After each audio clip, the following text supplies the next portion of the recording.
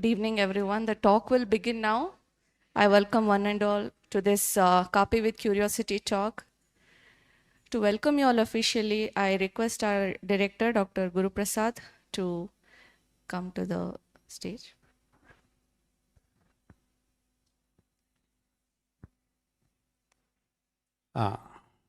Respected Professor Michael Desai and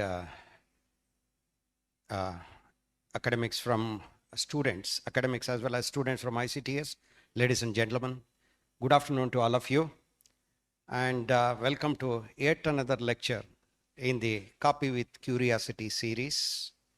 And on behalf of this being a joint program between ICTS as well as JNP, I welcome you all to this on behalf of both the institutions. At the same time, let me profusely thank Professor Michael Desai, who is a professor with organismic and evolutionary biology as well as physics at Harvard University. Thank you, sir, once again for accepting and giving a talk here. The topic of the talk, reading how to read a genome. But when Professor Desai was trying to project a presentation, perhaps it was as challenging as sequencing a human genome. In fact, it was so much of difficulty was there anyway in the later when I told. Once again, thank you all. And now I request Sharanya to take over once again. I request Dr. Akshit Goel from ICTS to introduce the speaker. Okay. Hi, everyone, both the set of people who are here as well as those who are present on the YouTube live stream. So just as Dr. Guru Prasad was telling us, we have here today with us Michael Desai, who is a professor of evolutionary biology as well as physics.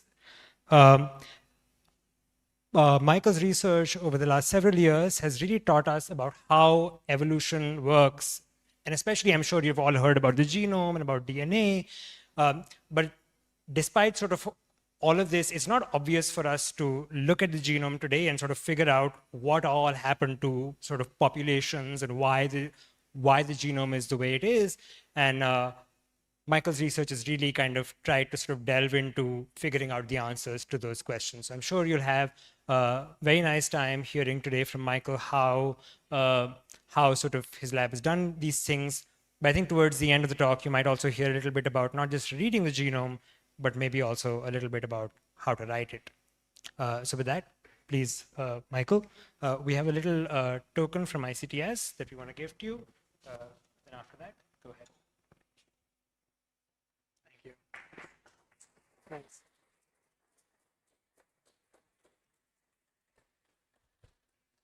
Okay, thanks for the nice introduction and the invitation, and thanks to all of you for coming. I'm going to talk today about how to read a genome, and by that what I mean is we're going to talk a bit about actually the physical process of how we take DNA and read out the sequence of base pairs that make up our genetic code. And we'll talk a bit about rapid advances that have happened that sort of made reading genomes in that sense much, much cheaper and easier. And then I'll spend the majority of the talk discussing the sort of much more complicated and very much still unsolved problem of how to translate that language of the genome into something that we can interpret and understand. In other words, how do we take the sequence of bases that we will read off of our genome and learn something about how that sequence of bases makes us who and how we are. So many of you have probably heard about the Human Genome Project. This was a sort of decade-long, multi-million-dollar project to sequence the human genome, or really we should say is to sequence a human genome. But in the years since then, it has really become just dramatically cheaper and easier to sequence. We can now sequence a human genome to a reasonable quality and coverage for less than $100. And we can sequence like a bacterium or a yeast for a few cents. Before I get into how we do that, I just want to point out something obvious, which you guys already know, right? We differ in all sorts of ways, right? And this is a famous picture taken, oh, I cannot use the pointer apparently, but this is a famous picture that was taken of University of Connecticut undergraduates some decades ago. The men in white and, the men in black and the women in white here arranged according to their height. And what you can see is, of course, the majority of individuals have a height somewhere in the middle and maybe the 5'9"-ish range.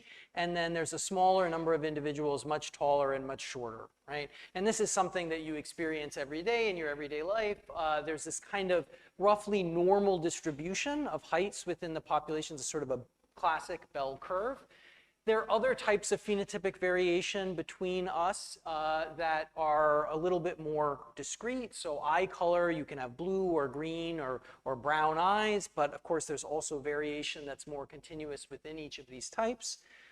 This kind of variation is, of course, not restricted to humans. There's all kind of phenotypic variation among all sorts of, but both within and between all sorts of species. So these are Darwin's finches, and they have, famously a variety of different beak morphologies, which are adapted to help them process the specific diet that each of these finches have. And of course, this sort of variation has been quite important in agriculture and all sorts of practical contexts. We select on different phenotypes of things like corn or wheat for agricultural purposes all the time. And this phenotypic variation, you guys all already know this very well, I'm sure, is heritable. So this is everyone's favorite royal family here. That's Queen Victoria at the top. And there's lots of really kind of remarkable and unusual things about this family, but one of them is that hemophilia, which is a disease that's pretty rare in the general population, is actually really common. It runs in the family. There's all kind of other interesting non-standard things about this family tree. We won't really get into them. But the point is, these kinds of phenotypes run in families. My family, we have heart disease run in my family. Others may have cancer of various types, and so on and so forth. This is also true in other species. So these are Darwin's finches again. There's variation between the species. Also within the species, there's a lot of variation. So this here is the distribution of beak sizes among a sample of different individuals from that species number 2, Geospezia fortis, if I'm pronouncing it right. And the other thing that you see about this is that if your parent has a larger than average beak, then the offspring likely has a larger than average beak, and vice versa. And again, you also know this from personal experience, I'm sure. If you and your partner are taller than average, your children are likely to be taller than average as well. All right, and so there's a big question of where this heritability comes from. Of course, a variety of it, some aspect of this heritability comes from environmental factors, right? You and your siblings and your parents and your children likely eat similar diets, you sort of live in similar places, and so there may be shared environmental factors that affect your phenotypes. But a whole bunch of this variation actually does come from the genome. It's genetically encoded. And so that's why there's this heritability that we observe. And we'll talk more about how to sort of estimate that a little bit later on. All right, again, this is, many of you presumably already know this, but just to make sure we're all on the same page, this genome basically consists primarily of this molecule DNA. It's of course famously this double helix. That's the chemical structure on the left. It's sort of two strands, each of which has a backbone. And the important thing for this talk is attached to that backbone is just a sequence of these nucleotide bases. There are 4 different types of bases, A, T, C, and G. And they bind in a specific way across the 2 strands. So A binds to T and C binds to G. And so it is this sequence of bases that is our, that consists of the genetic information in our genome. And that's what we'll be talking about through the talk today. Because of the specific bearing, you can sort of, specific pairing, you can immediately see how the information is transmitted. We can just pull apart these strands of DNA and make a copy of each missing strand from now each single strand, and now you have 2 strands identical to the initial one, right? And so that's, you pass on those, that's how you can pass on identical or nearly identical copies of DNA to your children, and it's the sort of basis of heritability. So this DNA is, of course, wrapped up and all kind of complicated coiling and three-dimensional structure, ultimately forming in us 23 chromosomes. We get roughly one copy of those 23 chromosomes from our mother, one copy of those 23 chromosomes from our father. Collectively, each of those copies of our genome consists of, across all 23 chromosomes, a total of about 3 billion base pairs. Okay, so it's a sequence of letters about 3 billion letters long. Okay, so that sequence then codes for things that make us us through this so-called central dogma of molecular biology. So basically, that sequence of bases in DNA is then transcribed into a molecule called RNA, which is chemically very similar to DNA and contains this sort of analogous sequence of DNA bases. And then it's translated by ribosomes and a whole bunch of other machinery into proteins, and it's translated in a way, right? The code of the genome is translated into the sequence of the protein according to this genetic code. Every 3 letters of the genome corresponds to one of 20 possible amino acids, which then specifies the sequence of this protein and then wraps up into some complicated 3-dimensional structure. And that 3-dimensional structure then performs various functions, right? And we are basically made up of proteins and various other molecules. The reality is a little bit more complicated than, in fact, about 1 to 2% of our genomes actually code for proteins. The other 98, 99%, much of it we don't really know what it does. Some of it is maybe so-called junk DNA that really doesn't do much. But others of it is maybe is various regulatory regions and so on. So for example, proteins can bind to DNA and tell the DNA to please make more copies of this transcript that will increase the concentration of, or potentially decrease the concentration of other proteins.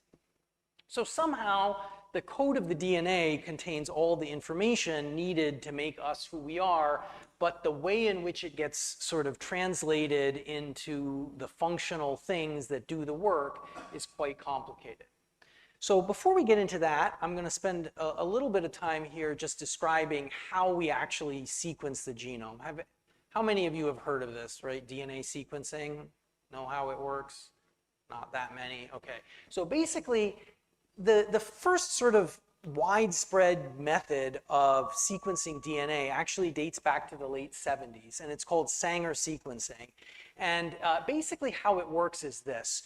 We take out cells out of our bodies, right? Like you can use saliva or other types of cell types. And we basically pull the DNA out of that. We pull the DNA, we extract the DNA from the cells, and then we take bits of that DNA, okay, and we pull them apart. And so we've got a whole bunch of different copies of one part of our DNA.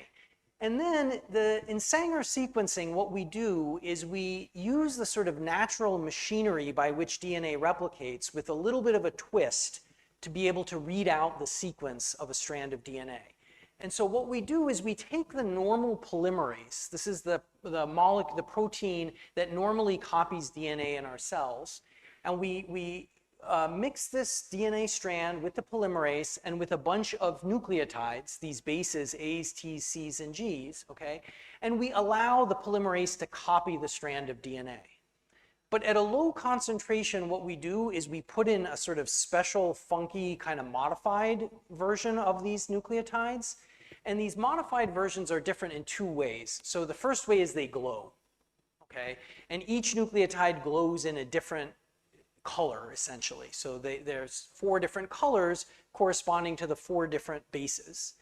And then in addition to that, they kind of have this chemical stop sign on them, so that once you incorporate one of those special fluorescent base pairs, you stop replicating.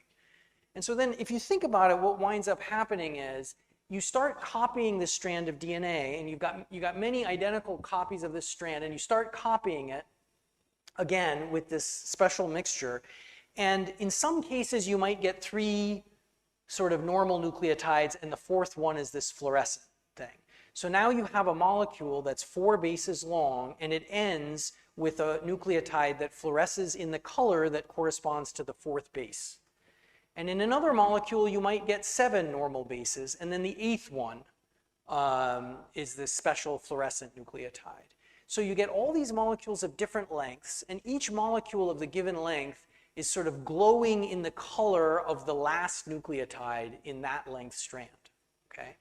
And so then what you can do is you can pull this DNA through a gel using an electrical field. DNA is naturally charged, and so we can just pull on it with an electric field. And what we do is we load it in a special kind of gel, and we pull it through the gel, and the shorter strands of DNA get sort of tangled less in the gel than the longer strands, so they move faster through the gel. And so when you pull on that, it sort of separates the strands of different lengths. And what you wind up with is along the gel, you have the different strands of each different possible length kind of lined up next to each other. And then we shoot a laser through it, and we measure the colors. And from that, we can just read off the sequence of the DNA. Okay.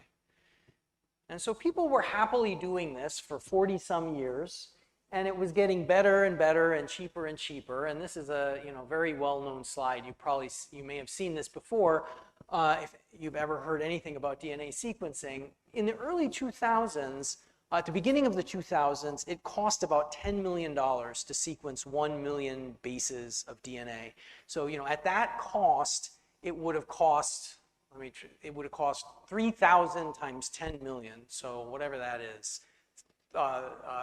$30 billion to sequence enough DNA for 1 human genome, okay? But it was rapidly declining, and a few years later, it was only $1 million per million base pairs, and so on. But then, in the late 2000s, there was this dramatic decline, and in fact, it's sort of much, much faster even than Moore's law, which is the famous sort of decline in the cost of computing power over time, which has powered the computing revolution. And so, this has powered a revolution in genetics and genomics that's sort of much more dramatic than even in computing. Okay. So what happened to make this possible? There's this development called next generation sequencing, all right? And there's a variety of different related methods of doing this. I'm going to talk about Illumina, which is the most widespread one. It operates on a very similar sort of principle to Sanger sequencing, but with a couple of really cool innovations. Basically, the idea is they found this enzyme in bacteria called a tagmentase. And this tagmentase, what one can do with it is essentially what it does is it grabs DNA and it chops it. And in the process of chopping, it adds a little bit of sequence to the end, to either end, okay?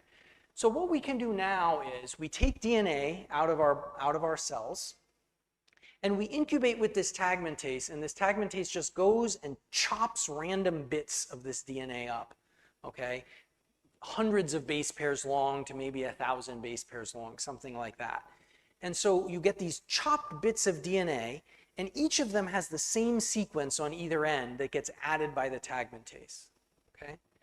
And so then what happens is you can then copy this DNA, again, using those common sequences as sort of what they're called as primers to amplify, make many, many copies of each of these molecules.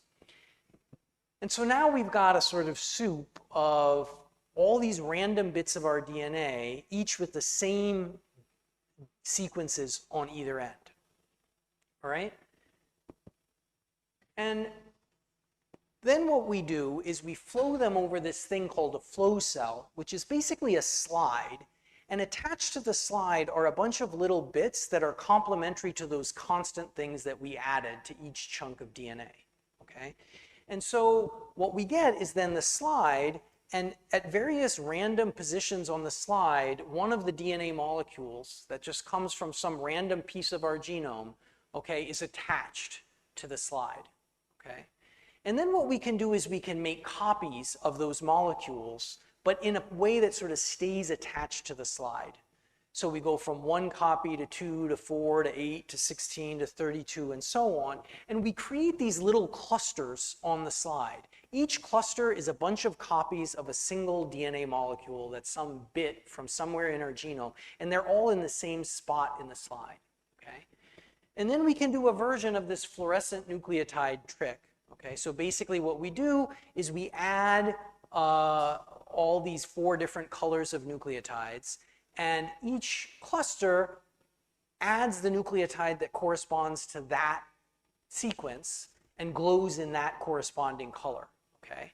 And then what we do is we wash off the stop signs and we add the next one. And they'll all glow in the color of the next base, and so on and so forth. So you get this kind of star field, okay? Each of these points corresponds to one of the clusters of DNA, of identical DNA molecules, and it glows at each time point in the color of the corresponding nucleotide. So from this, we can just read off the sequence of each of these clusters, and this allows us to do the DNA sequencing, many, orders of magnitude faster, cheaper, more efficiently. And actually, I mean, we're in a planetarium now. When I was learning about this, when this was first coming out, there was actually a big push to use methods developed by astronomers to process the image data, because it really is like a field of stars that you're imaging and trying to sort of see the colors and how they change with time. And a lot of the tools from astronomy proved useful for that. Okay, so once you've done that, all right, you've got all these bits of sequence. And one of the architects of the original genome project likened it to sort of looking at raindrops on a concrete patio. So imagine we've got a sort of a concrete patio that represents our genome. Each of these little clusters represents the sequence of some random 300 base pair bit or few hundred base pair bit of our genome. All right, and so you can think of it as a raindrop sort of hitting some random location in the patio, and you have to kind of do enough of this sequencing that you sort of get the whole patio wet, that you randomly find a bit of every part of our genome, right? And then you've got a problem called assembly, all right? And the way to think about this, you've got all these bits, but you don't know which is which and where they come from. And kind of the way to think about it is like, imagine you take your favorite book, you get 100 copies of it, and you chop it up into 300 character bits, all right? And so now you've got all these 300 character bits and you want to put them together to reconstruct your book, all right? And that's a whole complicated, hard problem that many people have spent many years trying to do. It's harder in this genomic context because also it's like your book only has 4 letters. So that, of course, makes it a lot harder. And, a typical book might be 1 million characters long. This book is 3 billion characters long, all right? So it's a much more complicated sort of puzzle assembly problem. But I'm not going to talk about it much today, all right? I'm going to now sort of shift. All right, we've read this sort of raw sequence of the genome. And now the question is, what does it say, all right? How does it code for these things like height, or hemophilia, or susceptibility to heart disease, or other things that we're interested in, all right? So we could imagine taking a bottom-up approach, okay? Which is basically like going back to that central dogma that I was talking about a little while ago and saying, all right, let's start there. We know that parts of this genome code for proteins. What are those proteins and what do they look like? And this is a figure from a paper a few years ago where Google introduced this thing called AlphaFold. How many of you have heard of AlphaFold? Okay, 50-50. All right, so it's this fancy machine learning method for basically taking a sequence of DNA that codes for a protein and saying, what is the 3-dimensional structure of that protein going to look like, right? I'm not going to get into it because this is like, we're going to talk about a totally different method of reading the genome. But just to sort of give you a sense, you could imagine like finding the structure of the proteins that the genome codes for, and then from that structure maybe saying something about what the proteins do. Then of course you also have to worry about how those proteins talk to each other and the various regulatory interactions, how one protein signals the DNA to make other proteins in some circumstances and not others. And this is sort of hopelessly complicated. This is a small part of, one of those kinds of networks responsible for central metabolism in humans. This is the citrate cycle. So these are various molecules that you make out of your food, citrate and malate and succinate and all these kinds of things. And each of these arrows is some enzyme, some protein that converts one to the other. And, you get some complicated network. And just to sort of zoom out, you can sort of see how going from a sequence of your genome and my genome and trying to explain from this why I'm shorter or taller than you is going to be a challenge. So we're going to talk about a totally different way of reading this genome, okay? And that's a sort of top-down approach, okay? And the basic idea behind this top-down approach is what we're going to do is we're going to imagine we sequence a whole bunch of different individuals from a population. So let's say we sequenced all of you in this room, right? So this is a kind of thing that's sort of only possible with these kind of methods to sequence cheaply and efficiently. It's not enough to know the human genome. We have to know, many human genomes to begin to do this, all right? But the idea is we're going to take a bunch of different genotypes of a bunch of different individuals, and then we're going to measure phenotypes that correspond to those genotypes. And we're going to sort of say, are there any statistical associations between the genotype and the phenotype that can tell us that, this locus in the genome, for instance, where all the individuals that are tall have this allele and all the individuals that are short have that allele, then we could maybe say, aha, like that's controlling your height. Right? And we can try to do this for all different kinds of traits that we might care about. All right? So that's the kind of thing we're going to try to do, all right? Some of these traits are going to turn out to be very simple. And, in large part, a lot of these kind of simple traits are things that we now already understand quite well, all right? So this is an example from, you can look it up in the encyclopedia, which is what I did, that Gregor Mendel figured out in studying pea plants. And in these particular pea plants, there's different colors of blossoms. They can be either purple or white. And it turns out that there's a single locus in the genome, a single gene, that there's like one version of the gene that's kind of the purple version, another version of the gene that's the white version, all right? And the purple is dominant. So basically in these diploid pea plants, if you have two white copies, each of these versions is called an allele. If you have two white alleles, then you're white. If you have a white and a purple or two purple alleles, you're purple, right? And it's not hard to imagine how, if some phenotype we were interested in was controlled in this simple way by a single gene, it wouldn't be that hard to find it by just looking for these statistical associations. But of course, the problem is that many of these traits are much, much more complicated and continuous, right?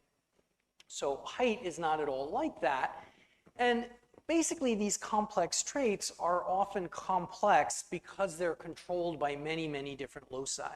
So let's imagine instead of one locus, you now have two different loci, two different genes, and two alleles at each of those genes. And one of them is a tall allele, one of them is a short allele. In a diploid, you have four of these alleles, right? And you could imagine having all four tall alleles or all four short alleles or some mixture of the two. And that would create a more sort of smooth distribution of heights, right? And as we go to higher and higher numbers, we get 6 loci, or as we'll talk about, 12,000 loci. You get, these kind of naturally, you get these bell-shaped distributions of these phenotypes. But of course, it's sort of going to be much, much harder to figure out the genetic basis. Because like these guys in the middle, they're all of intermediate height for different reasons, right? They might have a different combination of these different alleles at these different loci. So they might genetically not look the same, right? Even though they kind of all have the same height, because there's a whole bunch of different things that are responsible. Okay. So how do we go about doing this, all right? So we're going to now talk not just about humans. So one sort of thing we can do in some kinds of organisms, so if we have something like yeast or a bacterium, Or if we don't want to be ambitious and study a whole human, but just study a single cell, like a human cell line, what we can do is we can make a bunch of, genetically identical individuals, essentially identical twins, and then we can edit the genome, okay? We can like make a single mutation in the genome of each of these individuals. And then from that, you can pretty easily see how you're going to say, well, these individuals are all identical except this one edit that I made, and I can figure out what that edit does to the things that I'm measuring, right? The problem with that, of course, is that you have to make each mutation one at a time. So it's sort of painstaking work, and we can't say anything about, maybe there's cases where there's something called epistasis, where this allele doesn't do anything by itself, that allele doesn't do anything by itself, but in combination, they have some effect. So of course, we'd never find that like this. And then finally, of course, we can't, get at some complicated whole organism phenotype in humans.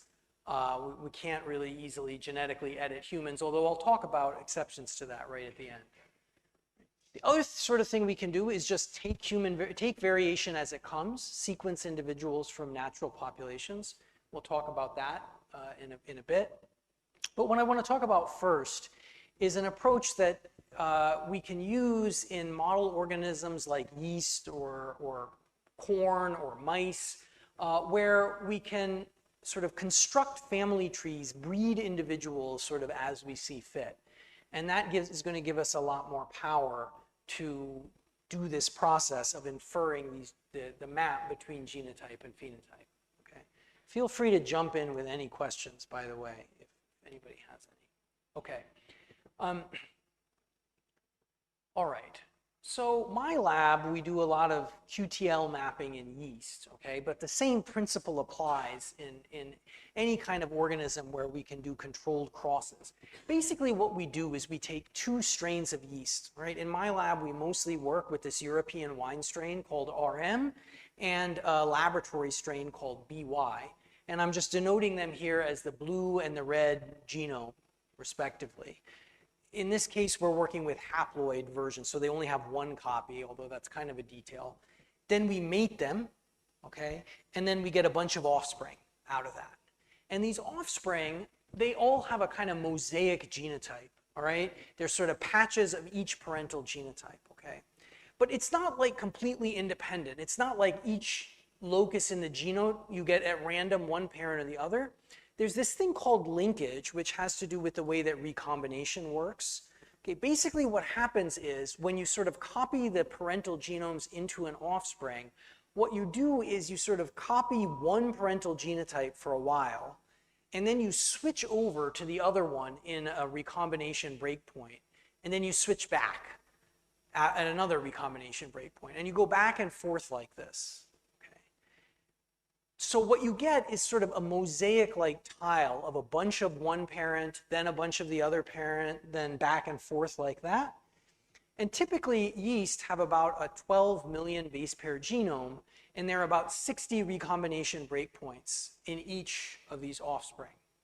So what that means is you get about 200,000 base pairs copying one parent, and then you switch, and then you get like another 200,000 of the next parent, of the other parent, and like that. But of course it's random, so it's, sometimes it's 300, sometimes it's 100, it's just kind of random. On average, it's 200,000 base pairs of each parent, and you get all these kind of mosaics like that, all right?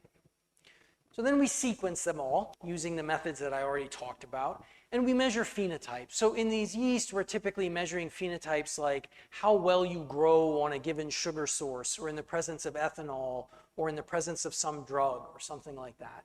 But whatever the phenotype is, I'm going to call it height for short here, but it can be whatever.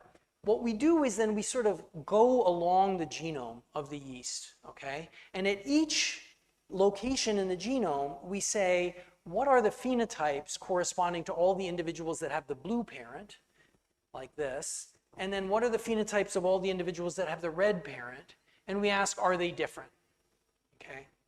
And we do a statistical test, and construct a sort of p-value of how confident we are that there's a difference. And from that, we sort of say that this locus is associated with the phenotype, like in that case, or not associated with the phenotype, like in this case, right? And what we would like to say is, like in this case, right, the red individuals are taller than the blue individuals. We'd like to say the red allele is a tall allele and the blue allele is a short allele, okay? But we can't say that because of this recombination thing that I just told you about, okay? Imagine that I've got this location on the genome that does affect whether you're tall or short. And now I'm looking at this location nearby. Most of the individuals that have the red allele here also have the red allele here, because it's unlikely, if they're close enough, that you've gotten one of these recombination breakpoints, right? And so as you go further and further away, it gets more and more likely, so you become what's called unlinked. But as you get close, you sort of can't tell whether this is the allele that makes you tall or this is the allele that makes you tall. It's sort of kind of ambiguous because of this linkage issue, all right? But what we can do, and do, is, okay, we plot, you know, this p-value, how different these two distributions are as a function of position along the genome. And what you see is these kind of peaks, and what we can sort of say is that somewhere in this region of the genome, there's something that affects the phenotype. And we can't say exactly where it is. It's probably somewhere here, but, you know, maybe it's nearby. But somewhere in that region, there's something that affects the phenotype. Okay. So we can improve on this in various ways. So typically, like with model organisms outside of agriculture, you know, you might have these sort of simple experiments with about 1,000 offspring. So there's a few things we can do to make this thing better. So one is, we don't have to focus on children. Okay. What we can do is we can mate the children to each other and make grandchildren. And we can mate the grandchildren to each other and make great-grandchildren and great-great-grandchildren and so on, all right? And why is this good?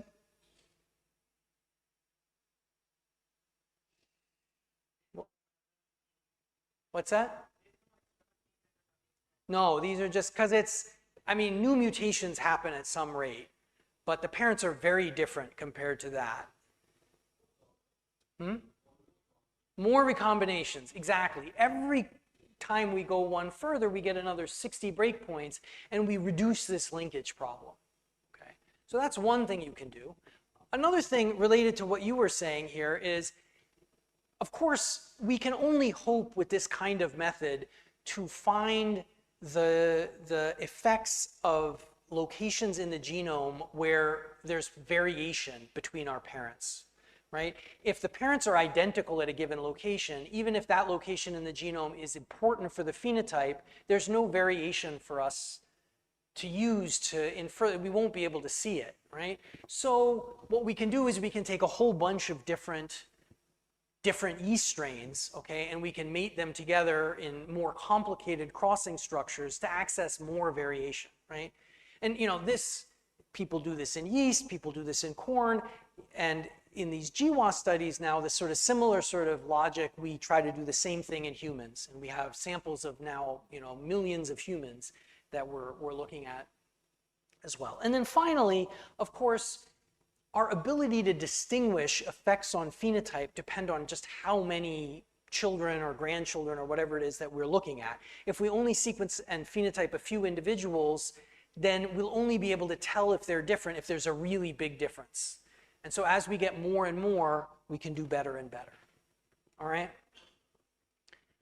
So basically, once we do one of these experiments, all right, then we have to sort of then construct a statistical model to really infer what our best guess is of how the genotype determines the phenotype. And so basically what we do, I'm not going to go into this in great detail today, but the basic idea behind this is we've got a bunch of genotypes which we can represent as sort of strings of letters, all right? And then we, in each of the different phenotypes that we measure, like the growth rate in different sugar sources or the response to different drugs, gives us some phenotype of each of the genotypes, okay? So we have a whole bunch of different phenotypes for each genotype. And then we basically model the each of those phenotypes as some function of these genotype strings, okay? And so basically what we have to do is like make some statistical model, and we have to infer the parameters of this model. So here we have like the average phenotype, we have the effects of the genotype at each locus, we maybe have these pairwise interactions, which are like the two loci don't do anything on their own, but together they have an effect.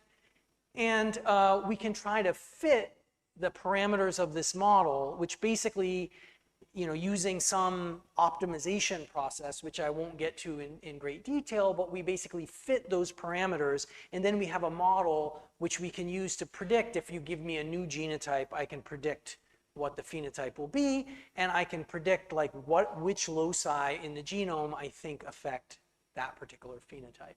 So just here's an example from my lab of looking across the yeast genome, and you see like for the growth rate in a laboratory environment, you have hundreds of loci across the genome that affect that phenotype in a variety of different ways. All right. So that's QTL mapping in these kind of model systems like yeast, all right?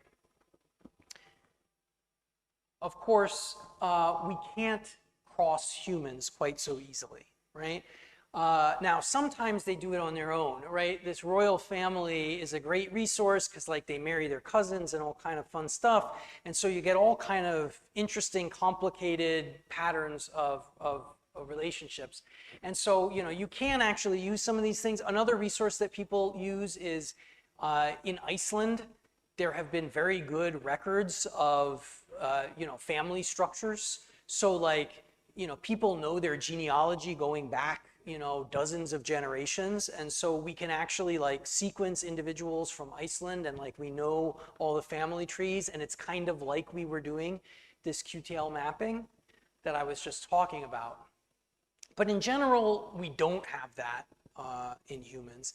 And so instead, we do these things called genome-wide association studies, where basically we sort of, rather than try to construct a set of individuals that vary in sort of known ways, we just go out into the world and we sequence people, okay? And then, the basic idea, how many of you have heard of these before? I'm sure folks have talked genome-wide association studies. A few nods. All right, not a lot. All right. The basic idea is, it's the same statistical idea that I've been talking about so far. You sequence a bunch of individuals, and let's say you're looking at some disease, okay? You ask, well, sequence a bunch of people that have the disease, we call those cases, and I'll sequence a bunch of people that don't have the disease, and I'll call those controls. All right, and then again, just like in the yeast example that I was talking about before, I'm going to just go along the genome, one base pair at a time, going to do 3 billion of these tests. All right, at each location, I say, what are the different genotypes in the population, and is one genotype or another enriched in the cases versus the controls, right? So in this example, I mean, these are diploids now, so there's maybe either a C or a T at some location in the genome, and some individuals are CC, some are CT heterozygotes, some are TT homozygotes. And if somehow more of the individuals here have the disease than individuals here, we would say this locus, a T at this locus is associated with the disease. Okay. Now this is for a binary thing. You have a case and a control, you have a disease or not a disease. If you have something like height, it's a little more complicated, right? It's not like you don't really want to just divide people into tall and short, although you could. Maybe you divide them into finer gradations, or in general, you do some somewhat more complicated statistical process, but it's basically the same idea. We just go do 3 billion tests for each site along the genome, okay? We still have the same problems that we had before, and in fact, they're like much more complicated. They give me a headache. Every time my lab, we're starting to do work with human data, and it just sort of makes me realize how spoiled I am in yeast, because there's all kind of complicated population structure in human. We'll talk about it a bit more. But okay, let me not get ahead of myself too much. All right, people have been doing this for 20 some years, okay? And what you can do, for instance, here's a bunch of diseases, okay, that you don't want to get. And folks did this case control thing, and they scanned along the genome, and you can't really tell, but there are 3 billion dots here. Not really, because they cheat. The other thing they do, actually there's a cheating thing. They actually also can take advantage of the linkage by like not sequencing the whole genome, just like sequencing 10% of it, kind of scattered randomly, all right? I'll leave that as an exercise for you, for your homework tonight, if you want to think about it. Like, what do you gain and what do you lose from that, right? Like, if I can sequence 10 times more people, but only 1/10 of their genome I get, but it's kind of random, what do I gain and what do I lose, all right? But the bottom line is, okay, in principle, there are 3 billion points here.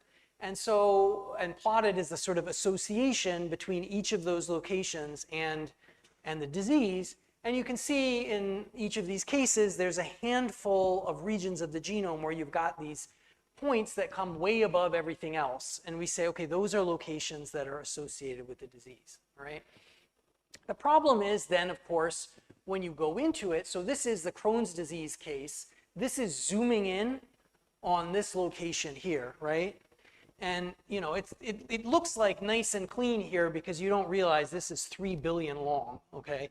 When I zoom in here, right, what I see is a whole bunch of different variants within about a 500,000 base pair region of the genome that are all associated with the disease. And you got, it's the same as in the yeast. It's a little more complicated because they're not all siblings, but there's still this linkage, right? There's still, because of that recombination breakpoint thing.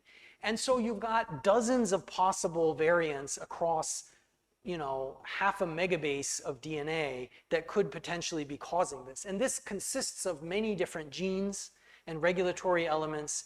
And so, I go to talks sometimes at the Broad Institute and this institute down the street from Harvard. And there are people, they have whole labs that are devoted to like looking at a few of these kind of things and like trying to figure out which of these genes and which of these variants is relevant, is actually causing the disease rather than just being linked to the thing that causes the disease. Because you need to figure that out if you want to like maybe make a drug that targets some function of that gene, all right? So this is something you can do. We've narrowed it down from 3 billion base pairs to 500,000, but there's still like a lot of work to be done. Another kind of thing we can ask, all right, in these contexts is how much of the variation could we possibly explain, okay? And this gets back to the question, to the point that I was making right at the beginning, right? A lot of these traits are heritable, right? If the trait isn't heritable, then trying to figure out how the genome affects it is a pretty hopeless task because it probably doesn't, right? If it's heritable, it could be heritable because of shared environmental factors or because of genetics. And folks in population and quantitative genetics have developed a variety of both sophisticated and also simultaneously deeply flawed methods to try to figure out to what extent is the heritability genetic. And they do this by basically looking at correlations between relatives. So basically what you can look at is, the correlation between parents and their offspring, all right? And if there's no correlation between parents and offspring, then you don't have heritability. If there is correlation between parents and offspring, then you do have heritability. But some of that could be due to shared genetic factors. Thanks. And so we could also look at, correlations between, I have 10 minutes left, is that right? Yeah.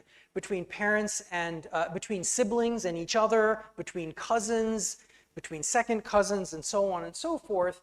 And the bottom line is then there are statistical tools to figure out how much of the heritability could in principle be genetic.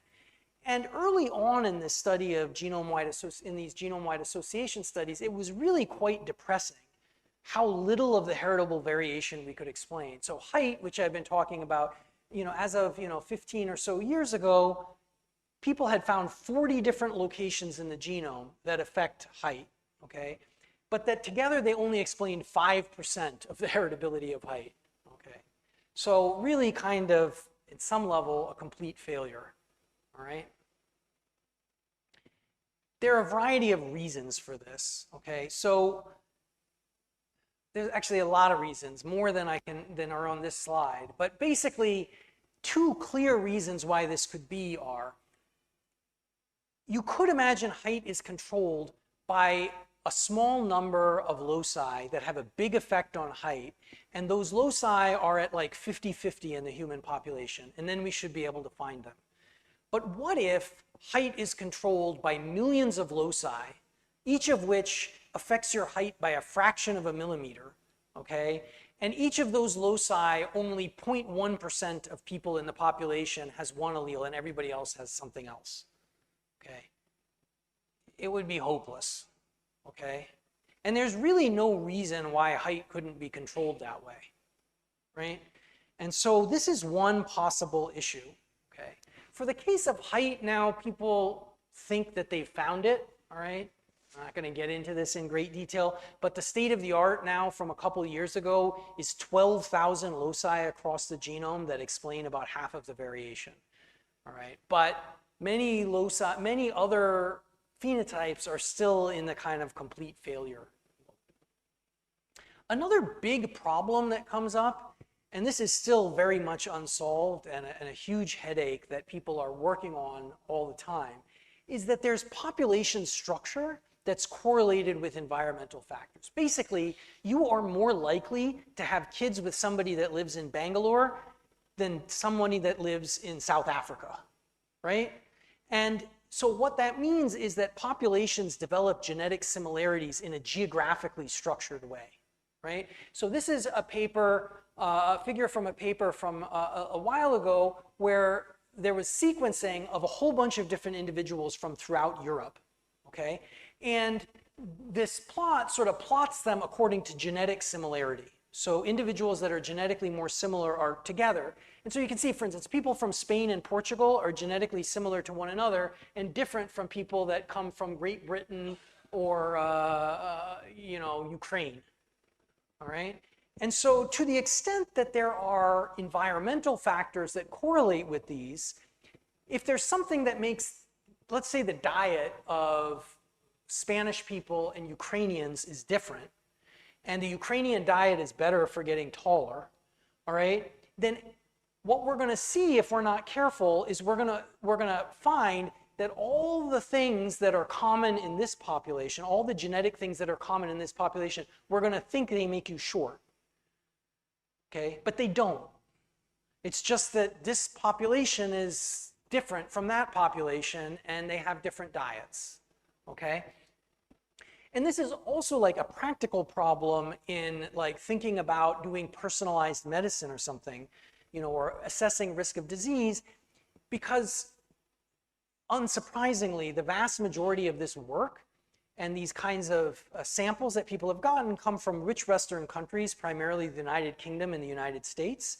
And so the inferences that people draw from this are, you know, do much, much better in white, you know, people of white European descent than they do in, you know, African Americans or Indians or Africans or other populations that are not as well sampled. And so that's very much an unsolved problem right now.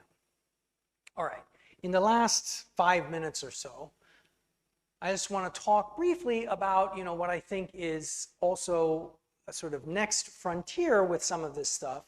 That people, you know, there are companies down the street from me which are actively working on, which is how to use the information that we get from these genotype phenotype maps that we infer to actually write genomes and to edit our genomes, okay? And the basic technology which people are developing to do this is based on this thing called CRISPR, which was identified, you know, 15, 20 years ago in bacteria. It's a sort of, well, there's a whole bunch of different CRISPR systems, but they're basically bacterial immune systems. They protect bacteria from viruses that attack the bacteria. And people figured out that you could sort of take these bacterial immune system proteins out of the bacteria, and the way that these bacterial proteins protect the bacteria is they act in combination with these things called guide RNAs to sort of hone in and target specific DNA sequences and chop them, okay? So what you do is you get this protein, okay? Cas9 is the most well-known of them. It's a bacterial protein. And you combine it with the guide RNA, where this orange bit of the guide RNA is like my targeting mechanism and targets a specific location in the genome, okay? So this Cas9 sort of forms a co-complex with this guide RNA only at the point in your genome which corresponds to that sequence, and it chops it, okay? And then once it's chopped, a variety of things can happen. Often it'll just kind of repair badly, and they'll be like, it'll basically, whatever protein that might be, it'll get like screwed up. So if there's like some protein and you just want to screw it up because that protein was causing a problem, you can just do that, all right?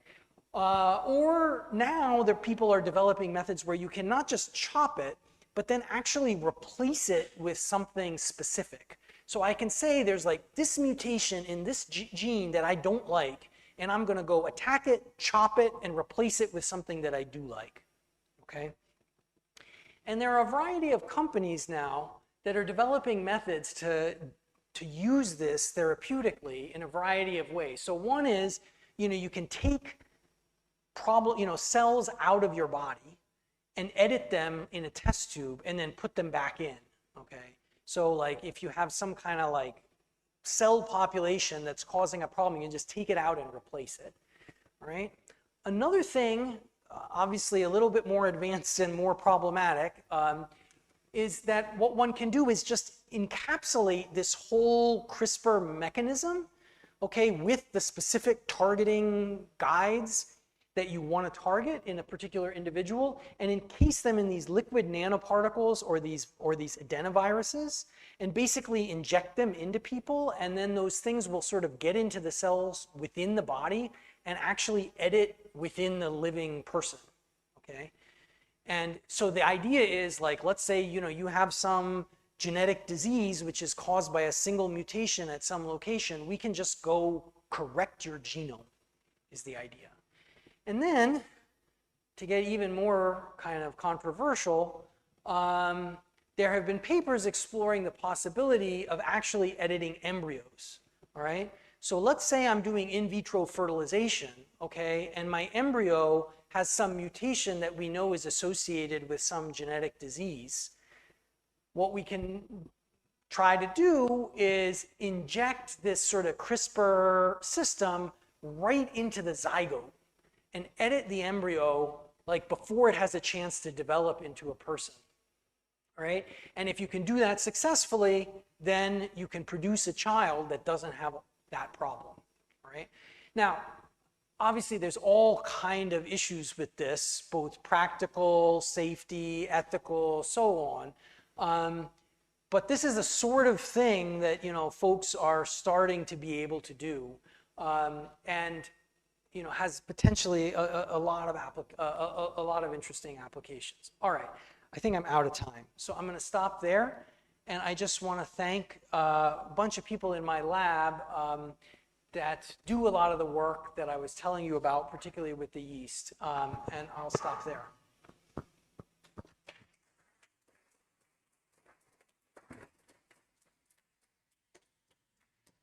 So we'll be opening for questions. If you want to ask a question, please raise your hand. I'll bring the mic over to you.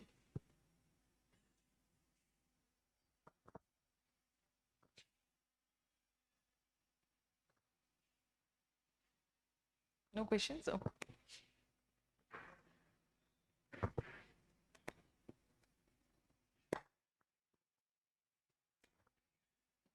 Oh. This is like nature versus nurture question. Like, can't factors, the surroundings that population lives in affect gene expression, like the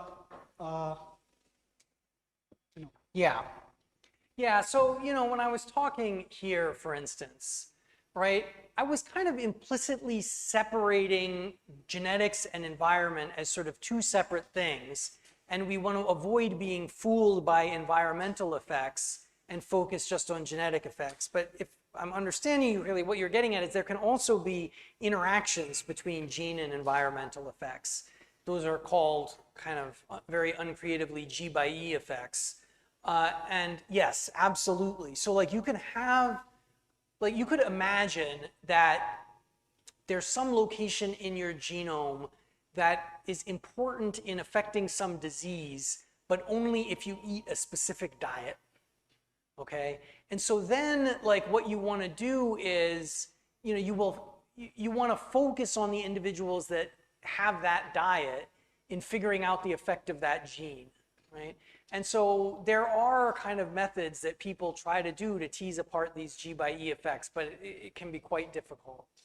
Does that answer your question? Yeah, sort of. Like this is like a bigger data problem, like data problem versus bigger. Yeah, and I mean, I didn't really say anything about this during the talk. Maybe I should have. But this workshop or school that we're, that I'm visiting here with, and that many of these folks here are part of, is a workshop on basically, what is it called? Ultra high dimensional problems in biology, something like that. The high dimension here is essentially, we have this enormous genotype space, right? We've got 3 billion letters long, and like it's a sort of a 3 billion dimensional space in which our genomes can vary. And then there's a whole bunch of also a very high dimensional phenotypic space. And so there's a sort of question of, even when we get to a point where we're sequencing millions of humans, and measuring lots of, hundreds or thousands of different phenotypes, we're still only kind of scratching the surface. And there's sort of big problems with, how underdetermined the inference problem is, right? Because the genotype space is so vast. Like even if we were to sequence every human on the planet, we would only be scratching the surface of possible like human genotypes. And so there's a lot of problems associated with that. And there's a question of like, how much could we possibly understand via this kind of approach, given that fundamental constraint? Somebody. So like the gene in the population has a lot of variations. So when we talk about its arrangement of this like genes inside a cell, so do these variations exist in the population level in arrangement also, or the arrangements are nearly uniform? Okay, so that varies across different species. In general, like in humans, it's what's called synteny. It's like the order of things along the genome is pretty highly conserved. There's not that much variation between individuals. There is some variation, however. In something like bacteria, there's a huge amount of variation. So like in bacteria, like in E. coli that are living in your gut right now, they're like whole half of the genome might be in some different order or might be present in one E. coli and not in another.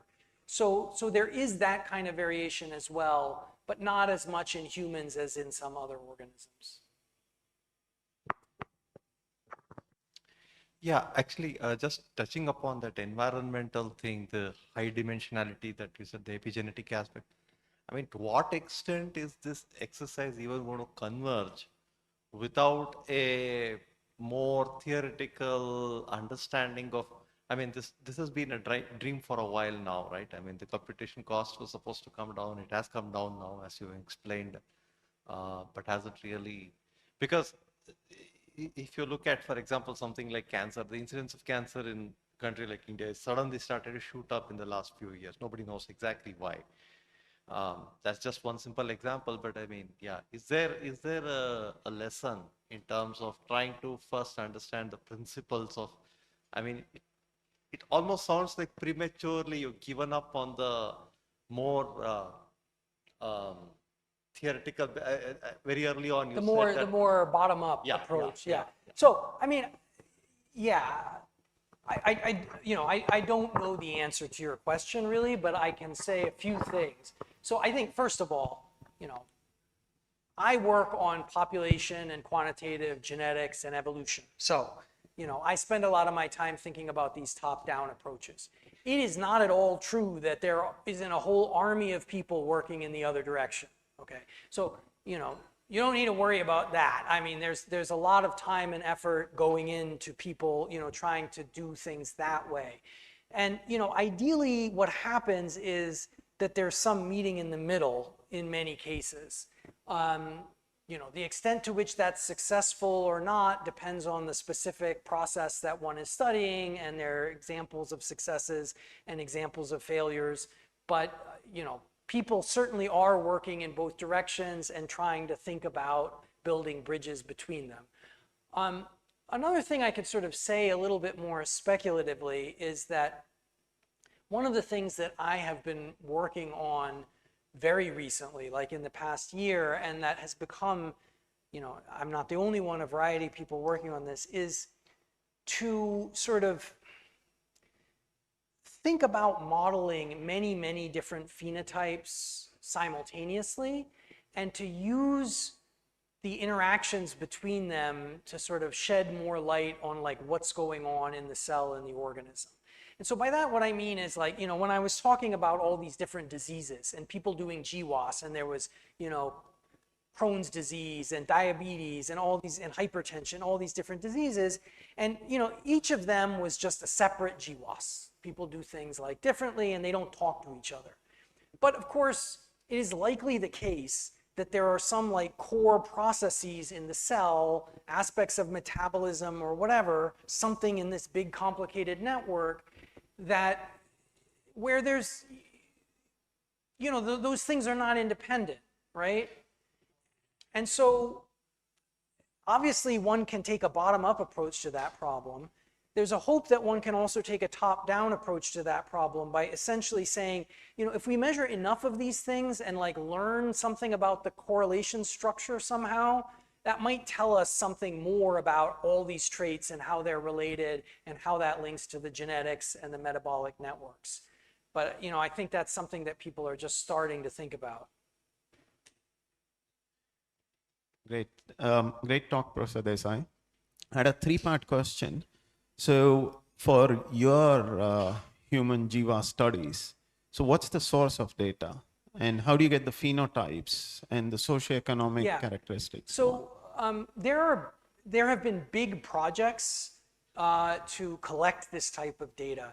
And right now, the sort of two biggest data sets that exist are what's called the UK Biobank, which is a collection of like approaching 1 million British people, essentially, where there was just a big project to sequence all of these British people, and then associated with each of those sequences is a bunch of phenotypes that they measure, various diseases that these people might or might not have, and height and other things.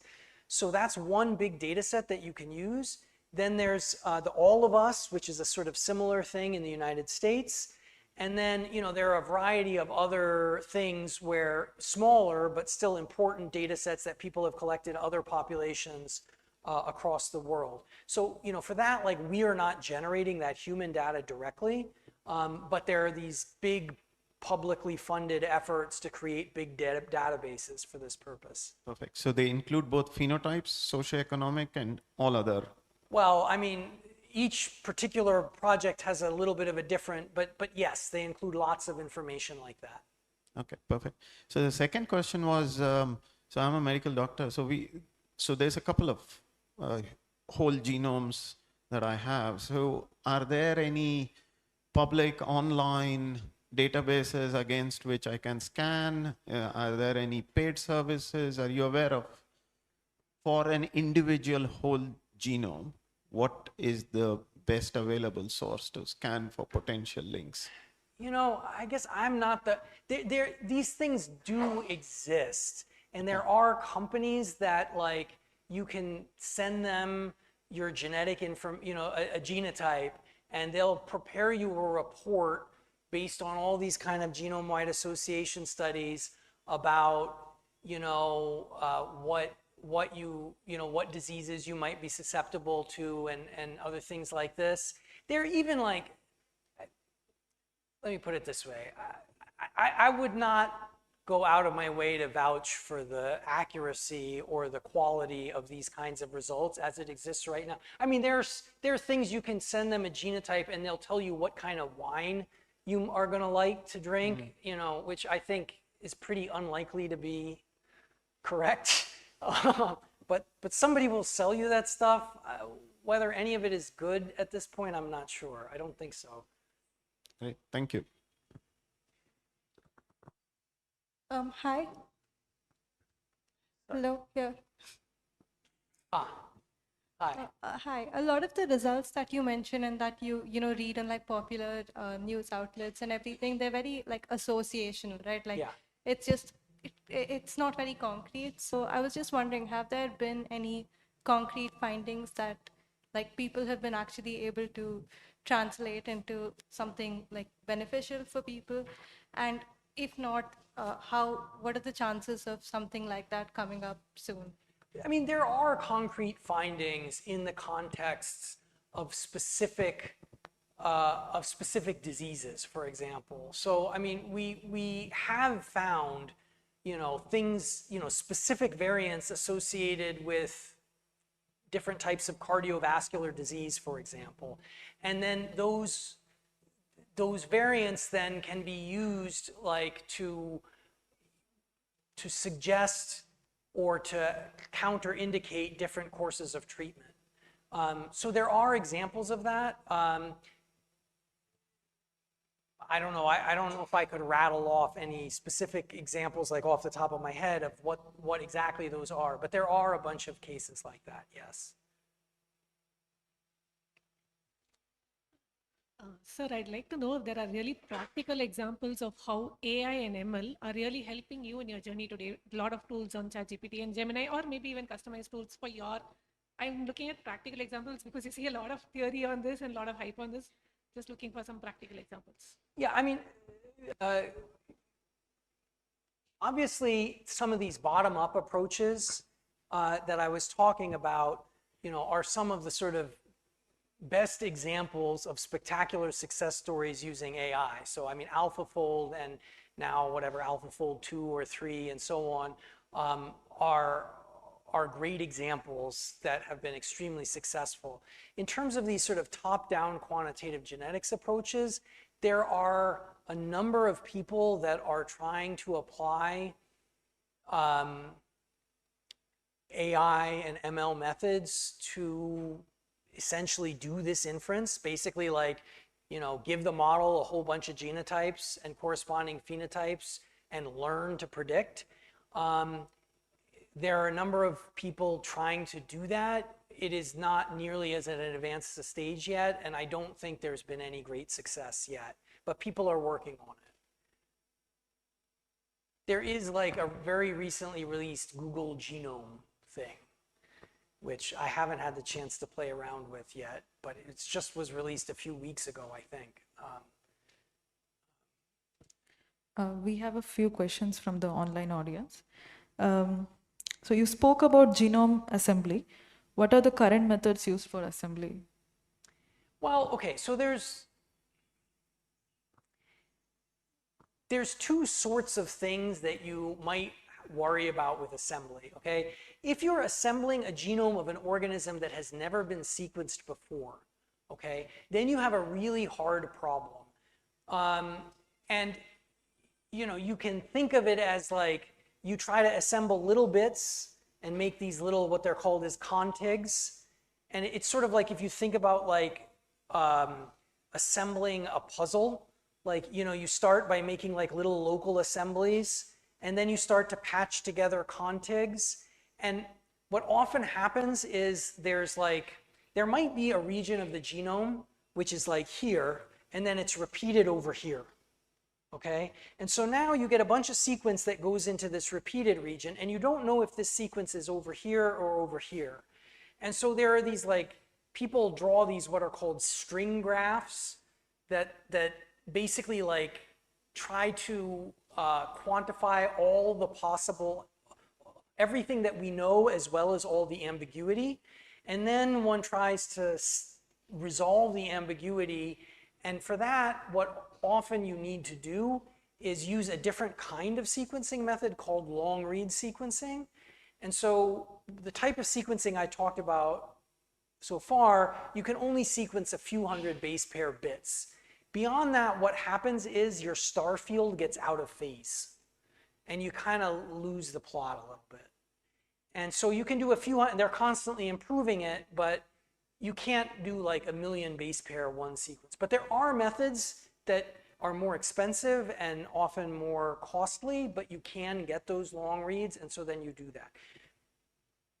If you have already sequenced other individuals from a given from a given species, then you can just do a sort of simpler assembly, which is every little bit I get, I kind of try to match it where it goes in the sort of genome structure I already expect.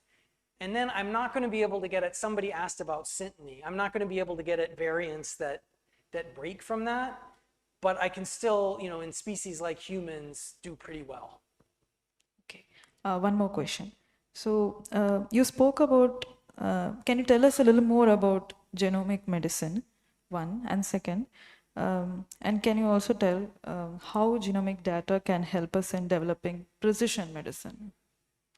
So, okay, I guess what I will say, these are whole fields where, my expertise kind of ends at the population and quantitative genetics and before the more practical applications in medicine. But there are a variety of different sorts of things, right? So one sort of thing is that, if you have certain genetic predispositions to certain diseases, you can modify your behavior and you can also modify diagnostics. So like, right, a lot of diagnostics is based on like, the guidelines that one has are based on population average prevalences. So things like, for instance, when you get a mammogram to detect for, potential breast cancer, there's some guidelines of like, when and how often women should do that. But there are certain known mutations that you might have, variants of certain genes, where your risk is much, much higher. And so you should adopt different sort of schedules. Or maybe there are other things where you might do, make diet or other lifestyle modifications. The other sort of thing is there can be interactions between genotype and drug success. And then the final sort of thing is like these kinds of things where you have actual genetic diseases that we can pinpoint the cause and then like maybe do some kind of editing to fix. And I think these are all like big areas that people are working on all these things. So. Okay. More questions?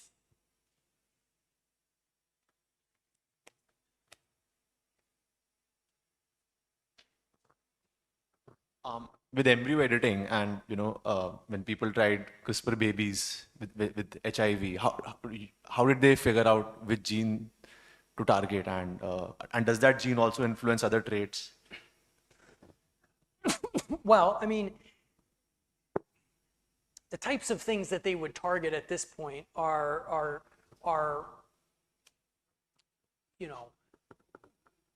disease variants of large effect. Basically Mendelian things that you have this variant, you will get this disease. If you correct that variant, you will correct that disease. But there are all kind of safety and practical issues, right? You can't guarantee that in doing this editing, you're not making some off-target edit, right? Like I called this CRISPR this precision-guided thing, and it is in the sense that, it finds with pretty high precision out of a 3 billion base pair genome, it finds the place you want to cut, but that doesn't mean it's perfect.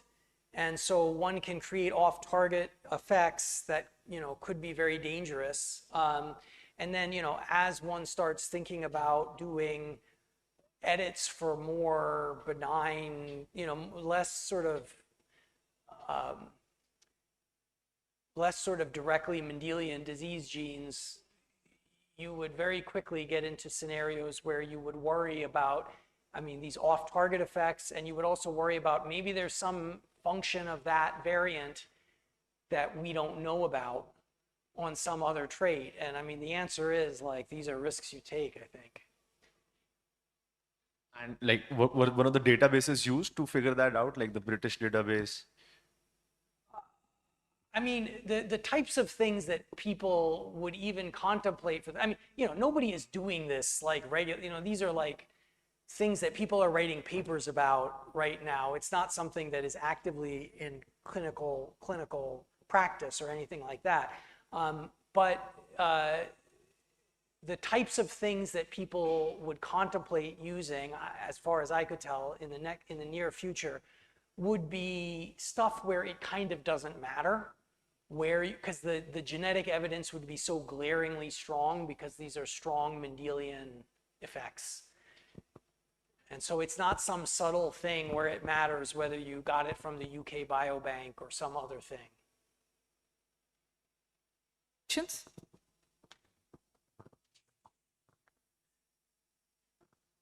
Yeah, we spoke a lot about cancers and diseases and whatnot, but is there any evidence or studies that are also trying to link it to softer aspects like psychological phenomena and Oh yeah, absolutely. behaviors? Absolutely. Behavioral things, socioeconomic things, absolutely. And like, okay, my daughter has been banging on about getting a dog for 10 years. We finally got a dog.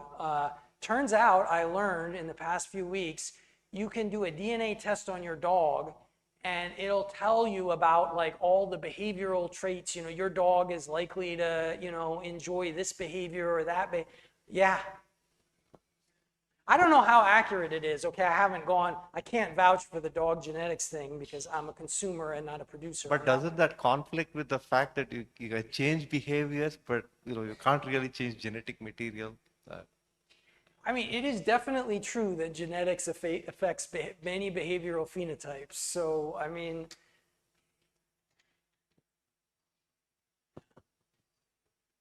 Yeah.